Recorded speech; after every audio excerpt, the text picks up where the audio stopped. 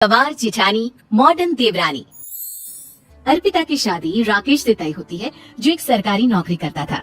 अरे चाची, अर्पिता इतनी सुंदर, पढ़ी लिखी और मॉडर्न लड़की है, फिर कहाँ आप इसकी शादी ऐसे घर में कर रही हैं? अरे लड़का सरकारी नौकरी करता है, इंजीनियर है, खूब कमाता है, खूब मेहनत की है लड़का ने इस नौकरी के लिए। अर्पिता भी राकेश को पसंद नहीं करती थी, लेकिन पिता ने हाँ कर दिया तो शादी के लिए मन मारकर तैयारी कर रही थी। हाँ माँ, चाची ठीक ही तो कह रही हैं। पता है मेरी सहेलियों के पति कितने मॉडर्न हैं। अरे देख बेटा, तू मॉडर्न है ना, वो पढ़ने लिखने वाला गांव का होनहार लड़का है, तू जैसा रखेगी रहेगा। अब तक कोई उसकी केयर करने वाला नहीं था, है तो सिर्फ एक भाई भाभी, और माँ पिता तो गांव में ही रहते हैं। अर्पिता का मुंह बन जाता है। वो पिता के फोन से राकेश का नंबर लेकर उसे मिलने के लिए बुलाती है। आज तो मैं उसे साफ साफ मना कर दूंगी, मुझे नहीं करनी शादी। शक्ल देखी है, ना कपड़े पहनने का तरीका है ना बोलने का। अर्पिता राकेश से मिलने जाती है।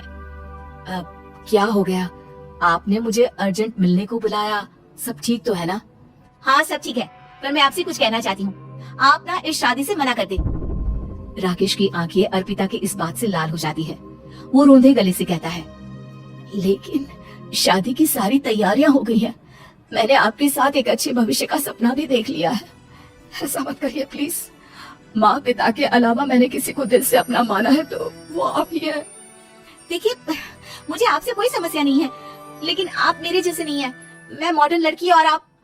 मैं आपसे वादा करता हूँ, जब तक आपके लायक नहीं बन जाता मैं कभी आपसे बीवी का हक नहीं मांगूंगा। अर्पिता राकेश का प्यार देखकर पिघल जाती है और शादी के लिए हाँ कर देती है। दोनों की शादी हो जाती है, लेकिन शादी के बाद राकेश की भाभी, जो कि पूरी की पूरी देहाती थी। ए राकेश, उठ, जब पानी भर कर ला, और तेरी बीवी को बोल के चूल्हा लगा दिया है, रोटी बना ले। क्या है ये सब? और तुम्हारी भाभी इस तरह चिल्ला क्यों रही है? क्या करूं, भाभी ही खाना बनाती है और मुझे पढ़ने के लिए इस घर में रखा, तो मैं घर का सारा काम कर देता हूँ। अब तुम आ गई हो, अपने तरीके से देख लो। ये मकान तो तुम्हारे पापा ने बनवाया था ना, शहर में, ताकि बेटा पढ़ाई कर सके। हाँ, पर भाभी ही पूरे घर में रहती है। ठीक है, देखो आप। अर्पिता बाहर जाती है। सूट पहनी अर्पिता को देखकर जेठानी का पारा हाई हो जाता है। ए शहर की हीरोइन, यहाँ ना चलेगा ये सब, समझी? साड़ी पहनो साड़ी। वो नारंगी वाली निकाले है तुम्हारे लिए, जिसमें हरे रंग का फूल बना है, और सीधे पहुँचो रसोई में। मेरे आगे नहीं चलेगा ये सूट बूट का नाटक, समझी? देखिए भाभी, आप बड़ी हैं, आपने राकेश की पढ़ाई में मदद की, लेकिन ये मकान इनके पिताजी का है, तो मैं अपना पोर्शन अलग कर रही हूँ। मैं आज से आपके साथ नहीं रहूंगी। जेठानी का तो मानो पारा ही हाई हो जाता है। और ऐसा कैसे नहीं रहेगी? हाँ, और कौन बोला कि राकेश अलग हो जाएगा? वो अपने भाई के बिना नहीं रहता। आज देखिए तो, देखिए कल के आई छोरी क्या बोल रही है। राकेश के साथ बात हो गई है, मैंने ऊपर का हिस्सा राकेश को दे दिया है, उसकी अपनी जिंदगी शुरू हो रही है, तो अच्छा है ना कि अब रसोई भी अलग हो जाए। अर्पिता राकेश की ओर फक्र से देखती है कि उसने अर्पिता के लिए स्टैंड लिया। अर्पिता बाजार में जाकर सारा रसोई का सामान ले आती है। पिता के दिए सामान से घर सजाती है और अपने तरीके से पूरे घर की सजावट करती है। शाम को राकेश ऑफिस से आता है। कुर्ता पजामे में राकेश को देखकर, अरे ये क्या पहना है? भाभी सिलती है ना कुर्ता, मैं सारी कमाई भाभी को ही दे देता हूँ। लेकिन अब ना बीवी को देना होगा, क्योंकि भैया भी अच्छी नौकरी करते हैं। भाभी अपने पति का पैसा संभाले और मैं अपने पति का पैसा संभालूंगी। तभी भाभी आ जाती है। अरे देखो, बहुत हो गया। हाँ, अलग रहने तक तो ठीक था, लेकिन पैसा हम एक फूटी कौड़ी नहीं देंगे। बचपन से तुम्हारे पति को हमने पाला है, उसका हिसाब दो। अच्छा, हिसाब चाहिए? कितना पढ़ी हैं आप जो आपको हिसाब चाहिए? बड़े भाई हैं उनकी, जिन्होंने उन्हें पढ़ाया लिखाया, वो हिसाब मांगेंगे तो जरूर दे दूंगी भाभी। अरे देख, हाँ, अगर तूने पढ़ाई की है तो मैं भी अंगूठा छापना हूँ। अरे 5 की क्लास तक पूरी पढ़ाई की है, समझे? वैसे भी कल इन लोगों के माँ बाबूजी आ रहे हैं गाँव से, वही लोग ठिकाने लगाएंगे तुझे। अगले दिन सास ससुर आते हैं, दोनों बहुत ही सीधे लोग। अच्छा किया जो ऊपर के हिस्से में राकेश की गृहस्थी लगा दी, अब दोनों बेटे अपना अपना देख ले। छोटी बहू कहाँ है? अरे बहुत ही चालाक है माँ जी, ऐसी जबान चलाती है जैसे दर्जी कैंची चलाता है। वैसे बहू तुम भी कम नहीं थी। और सुनाओ। तभी छोटी बहू सास ससुर के पैर छूकर उन लोगों को चाय और नाश्ता देती है।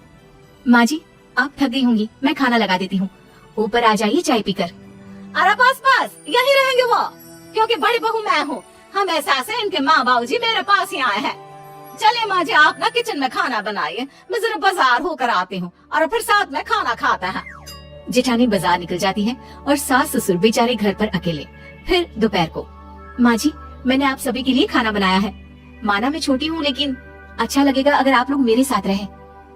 वैसे भी यहाँ है कौन बेटा, चलो ऊपर राकेश के पास ही चलते हैं। सास ससुर दोपहर का खाना खाकर वहीं आराम करने लगते हैं कि जेठानी आ जाती है। अरे वाह, ये तो वही बात हुई ना, कल की आई को पूरा परिवार और हम अकेले के अकेले। भाभी देखिए, परिवार में प्यार से रहा जाता है, ना कि चालाकी से। अम्मा खाना कैसे बनाती, पहले ही गांव से थक कर आई हैं। हाय रे दया, तो मैं का बाजार से ऐस करके आ रही हूँ। अरे भूख के मारे मेरा सर दर्द हो रहा है और यहाँ मेरी फिक्र कौन करेगा। अरे तो किचन में खाना है, लगा देती हूँ मैं भाभी। बड़ी बैठकर खाना खाती है और शाम को जब राकेश घर आता है।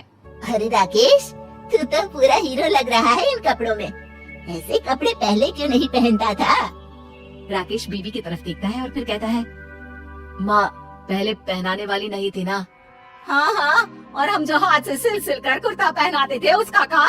अरे तुम्हारे भैया तो आज भी पहन रहे हैं। तभी अर्पिता सास के लिए कपड़े और ससुर के लिए शर्ट पैंट ला कर देती है। उन लोगों को फ्रिज से ठंडा पानी और टीवी में फिल्म दिखाती है। अरे कब से इनको बोल रहे हैं कि फ्रिज वाले आओ, लेकिन ये है कि मानत ही ना है। बहू अब तो तुम ही समझाओ ससुर जी को। नहीं पापा, आप फ्रिज मत लीजिए। अरे वाह रे छोटे, खुद फ्रिज का ऐसे का मजा ले, और इनकी माँ के पास फ्रिज भी ना हो। अरे देखा पिताजी, देखा माँ जी क्या बोल रही है। अरे उसकी पूरी बात तो सुन लो कि वो क्या बोल रही है। वो इसलिए क्योंकि अब माँ जी और पापा यही रहेंगे मेरे पास। घर को घर सिर्फ मॉडर्न या गांव की सोच नहीं बल्कि संस्कार बनाते हैं भाभी, और संस्कार अच्छे हो तो सब सही हो जाता है।